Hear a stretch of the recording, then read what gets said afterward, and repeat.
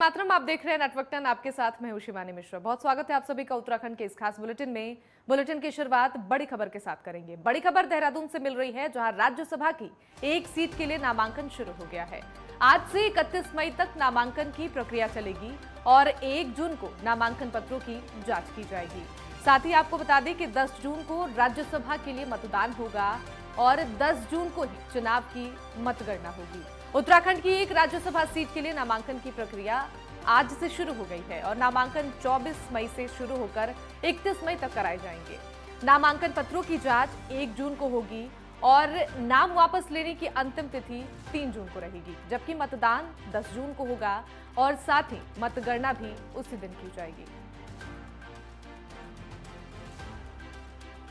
तो 10 जून को चुनाव की मतगणना होनी है। ये बड़ी जानकारी देहरादून से। राज्यसभा की एक सीट के लिए नामांकन शुरू हो गया है और आज से लेकर 31 मई तक नामांकन की ये प्रक्रिया चलेगी। 1 जून को नामांकन पत्रों की जांच होनी है। साथ ही आपको ये भी जानकारी दे दें, 10 जून को राज्यसभा के लिए मतदान होगा और 10 जून को ही चुनाव की मतगणना होगी।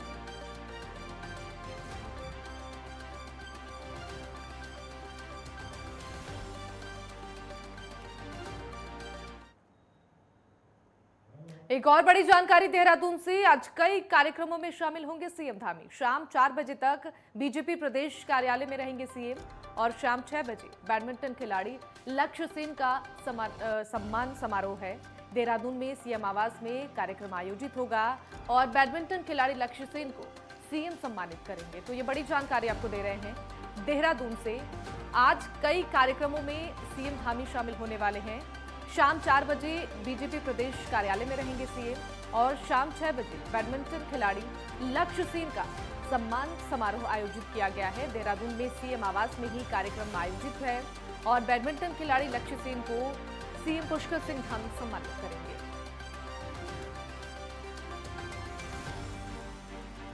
तो ये बड़ी जानकारी है देहरादून से। आज कई कार्यक्रमों में मुख्यमंत्री पुष्कर सिंह धामी शामिल होने वाले हैं। इसी कड़ी में शाम 4 बजे बीजेपी प्रदेश कार्यालय में रहेंगे और शाम 6 बजे बैडमिंटन खिलाड़ी लक्ष्य सेन का सम्मान समारोह है। देहरादून के सीएम आवास में कार्यक्रम आयोजित किया गया है। बैडमिंटन खिलाड़ी लक्ष्य सेन को सीएम पुष्कर सिंह धामी सम्मानित करेंगे।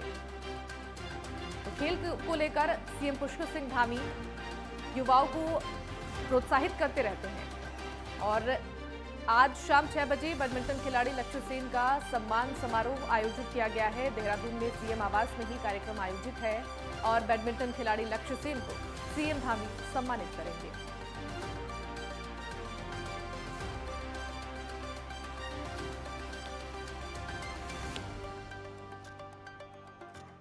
ज्यादा जानकारी देंगे संवाददाता ज्ञानेंद्र तिवारी, हमारे साथ जुड़ गए हैं। ज्ञानेंद्र, सीएम पुष्कर सिंह धामी आज कई कार्यक्रमों में शामिल हो सकते हैं। जानकारी ये भी मिल रही है कि शाम 4 बजे तक बीजेपी प्रदेश कार्यालय में रहेंगे सीएम। क्या कुछ ज्यादा जानकारी, अपडेट? अब देखिए, खटीमा से मुख्यमंत्री को 10:30 बजे देहरादून पहुंचना था, लेकिन मौसम की खराबी होने की वजह से तकरीबन 2 घंटे लेट यानी कि 12:30 बजे के करीब वो देहरादून पहुंचे हैं। वर्तमान में इस समय वो सचिवालय में मौजूद है। शासकीय जो बैठकें हैं वो कई विभागों की उनके साथ की गई हैं। इस वक्त अगर हम देखें तो 4 बजे उनका भाजपा प्रदेश कार्यालय जाने का कार्यक्रम है, जहाँ पार्टी के पदाधिकारियों के साथ उनकी बैठकें होंगी और कई विषयों पर चर्चा होंगी। क्योंकि देखा जाए तो आगामी दिनों में 10 जून को जिस तरीके से राज्यसभा का चुनाव है, 10 लोगों का जो नामों का पैनल है केंद्रीय हाईकमान को भेजा गया है और तमाम तरह की जो डिस्कस है वो किया जाना। इसके अलावा जो उपचुनाव 31 मई को हो रहे हैं, जिसका प्रचार प्रसार मुख्यमंत्री खुद कर रहे हैं। मुख्यमंत्री खुद भाजपा की तरफ से उम्मीदवार हैं चंपावत में और उपचुनाव में, और ऐसे में देखा जाए तो लगातार वो चुनावी दौरे करके लौटे हैं और पार्टी नेताओं के साथ जो फीडबैक है वो शेयर करते हुए नजर आएंगे। शाम को अगर हम देखें 6 बजे के करीब जो बैडमिंटन खिलाड़ी हैं लक्ष्य सेन, उनके सम्मान में एक कार्यक्रम रखा गया है मुख्यमंत्री आवास में और ऐसे में तमाम जो प्रदेश के जो नेता हैं, इसके अलावा कई अधिकारी जिस कार्यक्रम में मौजूद रहेंगे। साफ तौर पे देखा जाए तो खिलाड़ियों के प्रोत्साहन को लेकर राज्य सरकार की तरफ से कई तरह के जो प्रोत्साहन जो योजनाएं भी चला रही हैं और खासतौर पे इस पर फोकस भी किया जा रहा है। मुख्यमंत्री लगातार ऐसे खिलाड़ियों को सम्मानित भी करते रहते हैं और इसी दिशा में आज बैडमिंटन खिलाड़ी का सम्मान समारोह का जो आयोजन है वो मुख्यमंत्री आवास में रखा गया है। जी ठीक है ज्ञानेंद्र, बने रहेगा हमारे साथ, आगे भी आपसे अपडेट लेंगे। फिलहाल बहुत शुक्रिया आप तमाम जानकारी के लिए। आगे बढ़ेंगे, एक और बड़ी जानकारी उत्तराखंड से। उत्तराखंड में बेमौसम बारिश जारी है, कई जिलों में जनजीवन अस्त व्यस्त हो गया है। बारिश से तापमान में भारी गिरावट आई है। केदारनाथ यात्रा पर रोक लगाई गई है और प्रशासन ने अलर्ट भी जारी कर दिया है। श्रद्धालुओं से होटल में लौटने की अपील की जा रही है। केदारनाथ धाम की यात्रा को मंगलवार को एक बार फिर से रोक दिया गया है और सुबह 7 बजे तक 6,500 श्रद्धालुओं के धाम के लिए रवाना किया गया था और सुबह 9:45 पर 10,000 श्रद्धालुओं को रवाना करने के बाद बारिश और बर्फबारी के चलते प्रशासन ने यात्रा रोक दी है। जब तक यात्रा रोकी, 10,500 श्रद्धालु केदारनाथ धाम के लिए रवाना हो चुके थे। मौसम प्रशासन के लिए चुनौती बनता जा रहा है और सोमवार को केदारनाथ धाम यात्रा पर रोक लगाने के बाद से मंगलवार सुबह 7 बजे प्रशासन ने केवल 6,500 लोगों को सोनप्रयाग से केदारनाथ के लिए रवाना किया है। और धाम में बारिश और बर्फबारी को देखते हुए प्रशासन सतर्क है। मौसम की स्थिति को देखते हुए बीच बीच में यात्रियों को रोका जा रहा है और मौसम के कारण हेली सेवा भी प्रभावित हो रही है। सेक्टर मजिस्ट्रेट ने बताया कि फिलहाल केदारनाथ से अभी 3,500 से अधिक यात्री मौजूद हैं। केदारनाथ और यमुनोत्री धाम में बर्फबारी भी लगातार जारी है और वहीं सुबह से लगातार बारिश के कारण यमुनोत्री धाम के आसपास ठंड होने लगी है। इस कारण श्रद्धालुओं को अपने स्वास्थ्य को लेकर सतर्क रहने के लिए कहा गया है। और वहीं यमुनोत्री घाटी में बर्फबारी बारिश की वजह से जनजीवन अस्त व्यस्त हो गया है।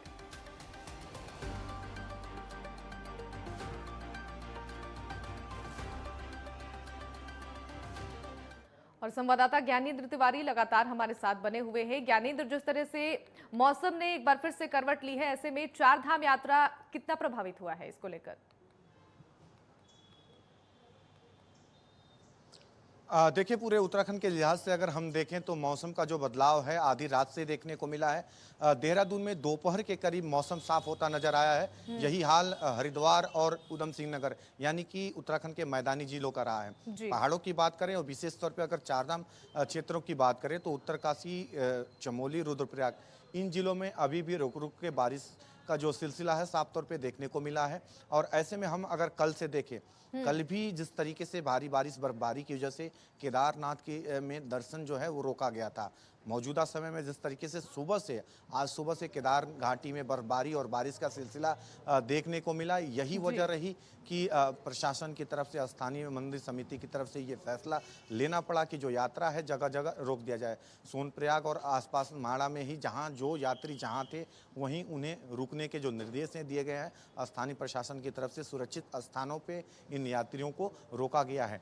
जो केदार घाटी है, मंदिर परिषद में जो यात्री पहले से मौजूद हैं उन यात्रियों को दर्शन देने की अनुमति जो है वो दी गई है। यानी कि जो मंदिर परिषद में यात्री मौजूद हैं श्रद्धालु, वो दर्शन कर बाबा केदार के दर्शन कर रहे हैं और वहीं वापस ना जाके वहीं मौसम खुलने का इंतजार कर रहे हैं। मौसम खुलने की दशा में वो नीचे की तरफ जो है वो लौटेंगे और बहरहाल किसी भी श्रद्धालु को आने जाने की जो इजाज़त है यात्रा मार्ग पे नहीं दी जा रही है, क्योंकि लगातार मौसम में बदलाव हो रहा है। ऊंचाई वाला इलाका होने के नाते लगातार मौसम खुलता है और बंद होता है।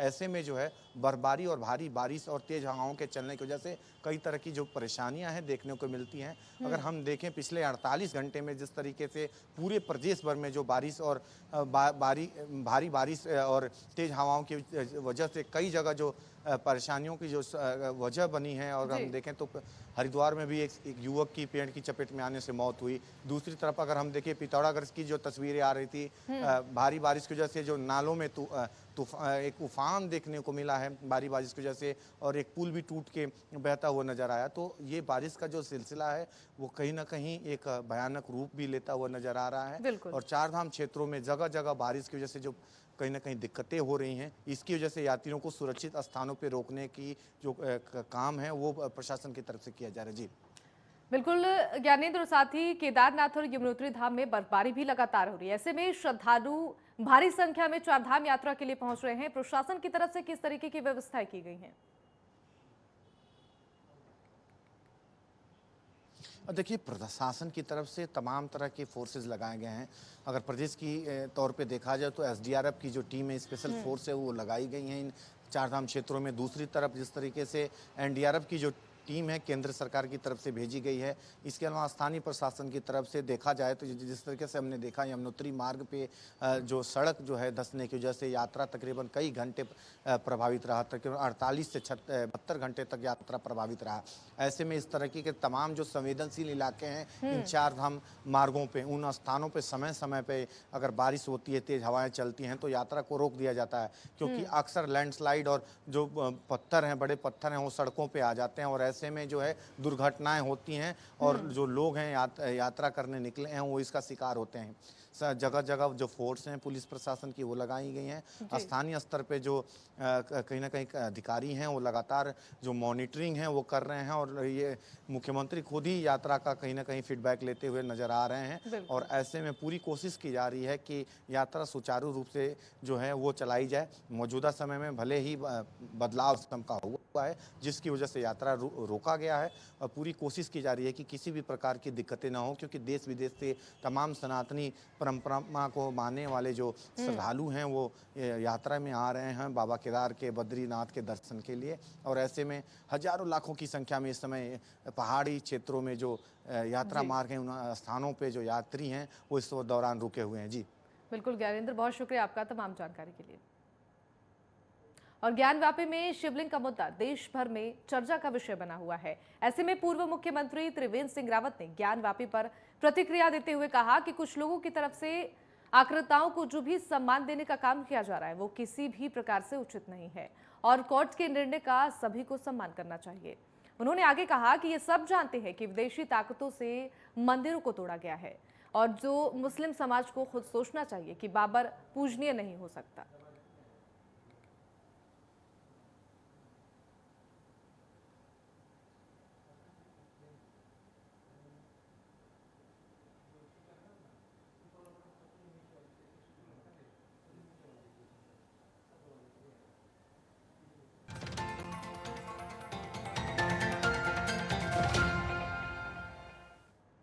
ब्रेक के बाद स्वागत है आप सभी का। खबरों में आगे बढ़ेंगे। ज्ञानवापी में शिवलिंग का मुद्दा देश भर में चर्चा का विषय बना है और ऐसे में पूर्व मुख्यमंत्री त्रिवेंद्र सिंह रावत ने ज्ञानवापी पर प्रतिक्रिया देते हुए कहा कि कुछ लोगों की तरफ से आक्रांताओं को जो सम्मान देने का काम किया जा रहा है वो किसी भी प्रकार से उचित नहीं है और कोर्ट के निर्णय का सभी को सम्मान करना चाहिए। उन्होंने आगे कहा कि ये सब जानते हैं कि विदेशी ताकतों ने ही मंदिरों को तोड़ा है, तो मुस्लिम समाज को खुद सोचना चाहिए कि बाबर पूजनीय नहीं हो सकता। हमारे जो आक्रांता थे उनको जिस तरह से सम्मान देने का काम हो रहा है वो कतई उचित नहीं है, बल्कि एक जन भावनाओं का सम्मान करते हुए 3 स्थानों की बात हिंदू समाज ने करी, भगवान कृष्ण के जन्म स्थान का, शिव जी के स्थान का, भगवान राम के जन्म स्थान का, तो इसको अगर सब लोग प्यार से कर देते तो बहुत अच्छा होता। ज्ञानवापी को लेकर के या काशी विश्वनाथ मंदिर को लेकर के जो भी रिपोर्ट्स हैं ESI की रिपोर्ट हैं, फिर उसमें स्वतंत्र पैनल बने हैं, कुछ महिलाओं ने वहाँ पर कोर्ट में गए हैं।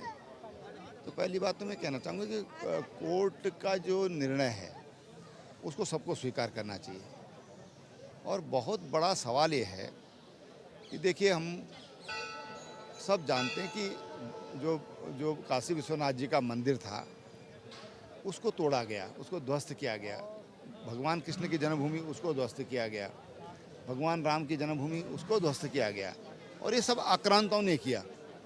जो भी शासक विदेशों से यहाँ पर आए उन्होंने हमारे मान बिंदुओं को नष्ट करने का और हमारी जो फीलिंग्स हैं, हमारी जो भावनाएं हैं उनको आघात पहुंचाने के लिए इस तरह के निर्णय लिए। तो अच्छा होता कि जो लोग ये जो मुस्लिम पक्षकार या जो इस तरह की बातें हो रही हैं उनको स्वयं ही कहना चाहिए कि भाई देखिए वो हमारे पूज्य नहीं हो सकते, बाबर हिंदुस्तान का पूज्य नहीं हो सकता, औरंगजेब पूज्य नहीं हो सकता। और उत्तराखंड के कैबिनेट मंत्री सतपाल महाराज ने बताया कि अब पर्यटन विभाग केदारनाथ में पूर्व CDS शहीद जनरल विपिन रावत के नाम पर सेल्फी पॉइंट बनाने जा रही है। इससे पहले कैबिनेट मंत्री सतपाल महाराज ने बताया था कि यह सेल्फी पॉइंट पूर्व एक्टर सुशांत सिंह राजपूत के नाम पर रखा जाएगा, लेकिन अब जाकर उन्होंने जानकारी दी है कि सेल्फी पॉइंट का नाम पूर्व CDS जनरल विपिन रावत के नाम पर रखा जाएगा।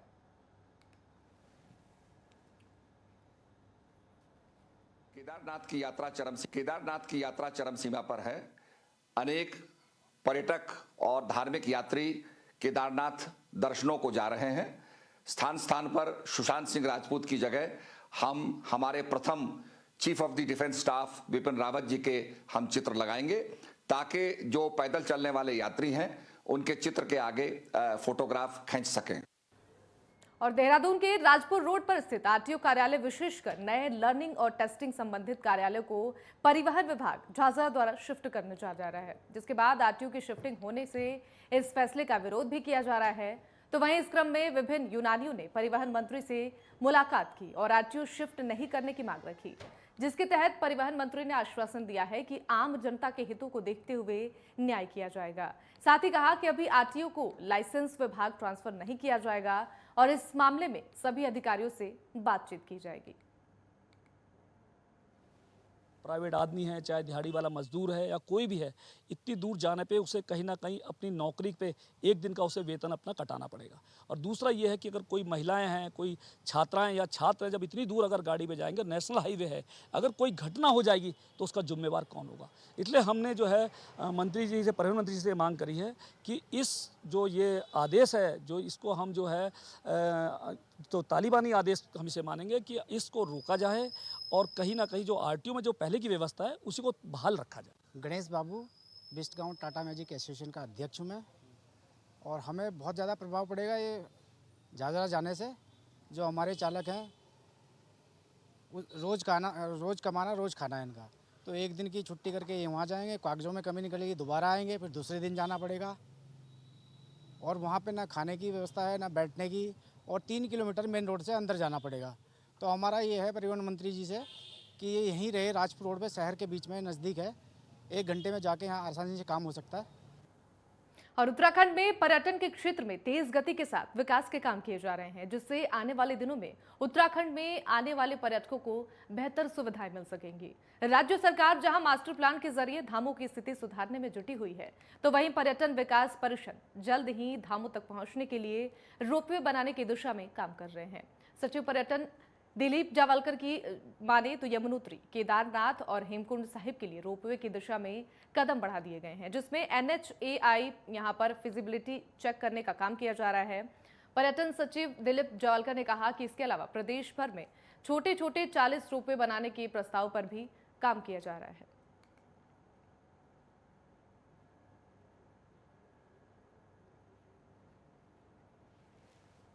तीन महत्वपूर्ण रोपवे पे अभी बहुत तीव्र गति से हम लोग काम कर रहे हैं। वो एक यमुनोत्री रोपवे है, दूसरा आपका केदारनाथ का रोपवे है, तीसरा आपका हेमकुंड साहिब वाला रोपवे है। तो हेमकुंड साहिब वाला रोपवे और केदारनाथ के रोपवे पे फिलहाल ये काम कर रहे हैं, NHAI काम कर रहे हैं। यमुनोत्री का रोपवे पर्यटन विभाग द्वारा आवंटित किया हुआ है।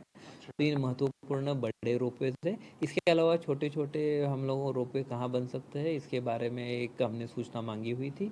वो सूचना भी जो प्राप्त हुई है उसमें लगभग 40 रोपवे हमारे पास की सूचना आई है, जिसकी फिजिबिलिटी चल रही है।